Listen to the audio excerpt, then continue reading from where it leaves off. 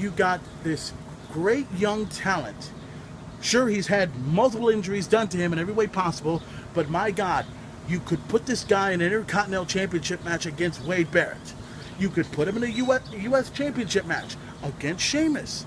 You should make him come back to Raw and wrestle maybe Seth Rollins or something. Who knows? But the WWE's not going to do that. They're not going to. They haven't had the brains to do it. So now Evan Bourne is out of the picture, and who knows? He may appear in Ring of Honor. He may appear at their pay-per-view coming up on June 22nd, exclusively on pay-per-view. Ring of Honor's Best in the World. That could happen. Don't be surprised about that. If you order it live and exclusively on pay-per-view, you could see Yoshitatsu or Evan Bourne appear on Ring of Honor's Best in the World first. Best in the World pay-per-view as it happens. That's a promo for you if you don't mind.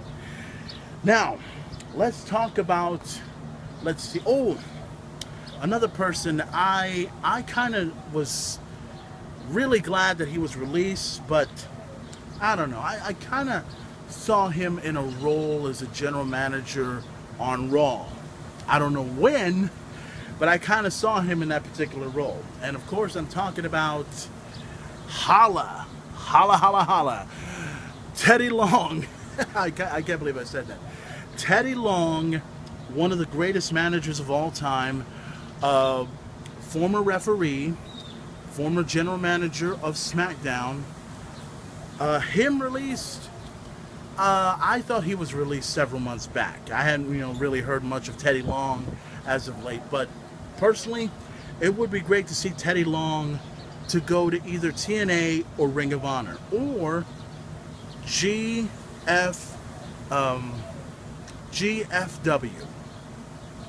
Global Force Wrestling. You probably have heard about that organization, Jeff Jarrett's new organization, but we'll talk about that in the near future. Brodus Clay, the main event player. First of all, whoever decided to release Brodus Clay, I want to say thank you very much for releasing the wannabe main event player, because he would never compare his main event player role into my main event player role, because the difference between this main event player and that main event player is that I don't get fired. I'm pretty much the boss in my own show. Him, on the other hand, he doesn't have the look, he doesn't have the style, he's not even main event style. He may be a great athlete, but a main event player, you have to actually be in the main event to be the main event. That's the big difference there. Whoever released Brodus Clay, thank you very much. Because, nothing against Brodus Clay when it comes to his talent, but I think after that whole deal with the Funkadactyls, because let's be honest, the Funkadactyls, they were already hot as it is. They were already on Total Divas, and they were already going to be bigger than anything possible. And what are they going to do with Brodus Clay? They're going to go ahead and put him in jobber matches with people that are supposed to be superstars, but haven't even reached their fucking peak yet. And don't even know what their fucking peak is, for crying out loud.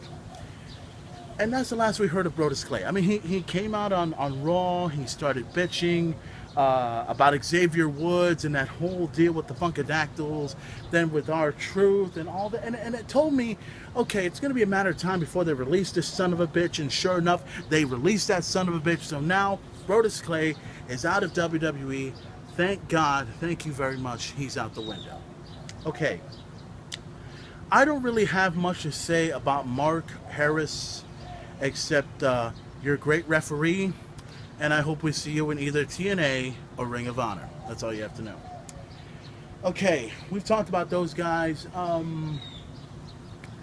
Let's see. There's two particular superstars. I think there's a few others I probably missed, but there's two particular superstars. One I'm glad is released, and the other, whoever the moron was that released him should be slapped in the face.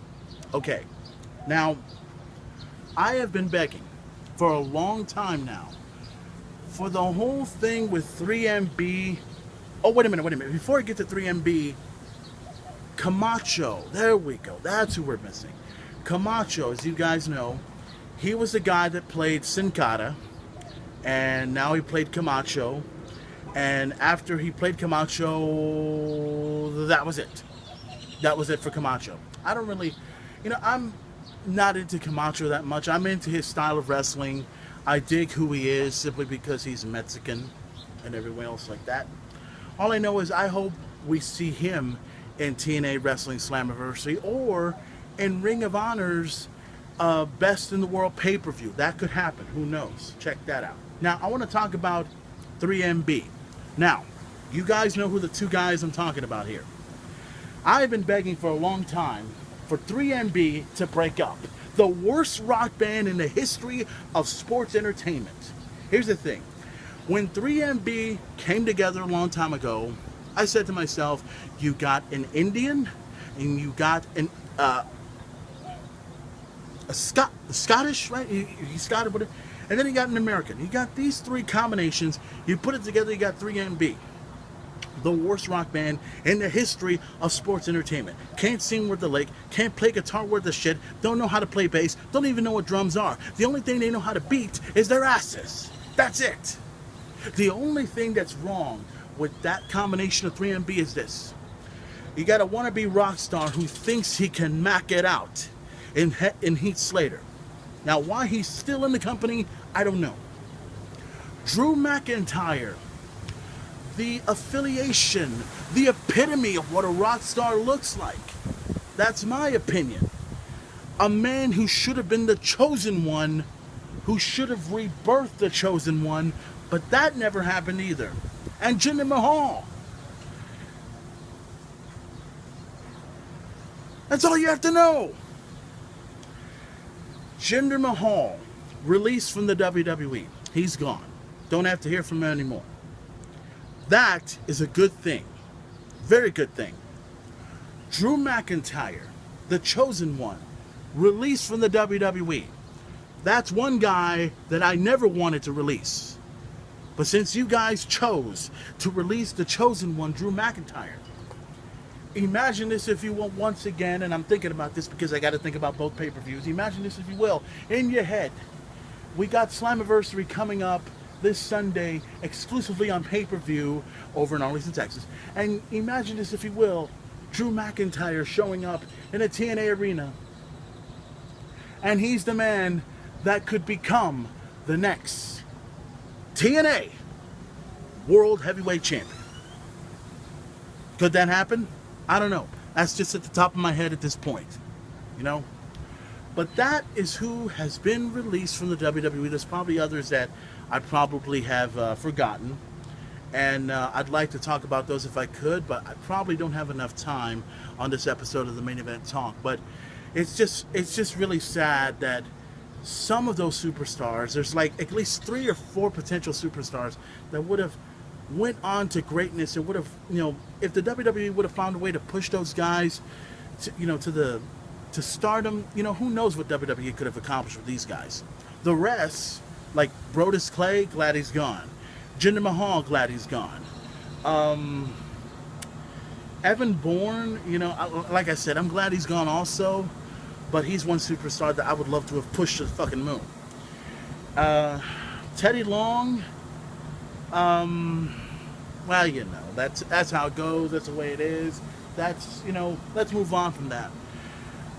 There's one more thing I want to talk about before I go ahead and leave this episode of the Main Event Talk, and I want to talk about the deal surrounding Vince McMahon and his, I guess, dislike of the new talent on Raw. I'm talking about Paige. I'm talking about Bo Leave, Mr. Bo Dallas, if you will. And I'm also talking about Adam Rose. Now, I'm going to give you my straight up honest opinion about those 3 superstars. Now, some of you are going to be surprised by it, and others are going to probably bitch, whine, moan, and complain, but it's for real. I am not going to sit here on my camera phone and give you like some sort of a hint saying, you know what, this guy is going to be the top guy. or this guy's going to be the top guy, or this guy's going to be the next big thing in WWE, or that guy's going to be the next big thing in WWE, because there is no such thing as a big thing in the WWE anymore. Let's talk about Adam Rose real quick. Adam Rose, when I first heard about him in NXT, I didn't have to see much of Adam Rose on NXT, but I do know he was a great talent. Okay? Do know that.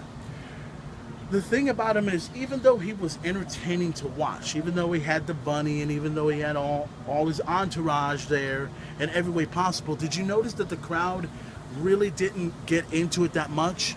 Maybe when they were over in England, they did get into it a little bit there, you know, getting into the whole song and stuff. But you know, Adam Rose, I don't know. I mean, he's like that one superstar that you like, but it's like it doesn't click yet. There's got to be something that's got to, you know, boom, make a home run, make an entrance, make something that's gonna make the crowd like, wow, this dude's fucking badass, or wow, this dude, you know, catches on. You know, we dig him.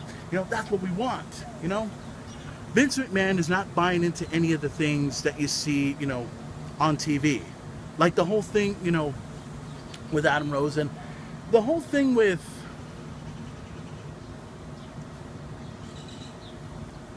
Believe.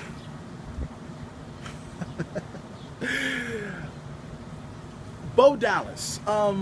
Obviously I know who he was when he was in NXT. Longest reigning NXT champion, great talent every way possible, but he's also another superstar that just, it's like, it's, what the hell did we bring into this company? I mean, that is what Vince McMahon is thinking. I know that's what Vince McMahon is thinking at this point. Bo Dallas, tremendous athlete, but it's like, he's a face trying to turn heel. I mean, that's what I look at it as.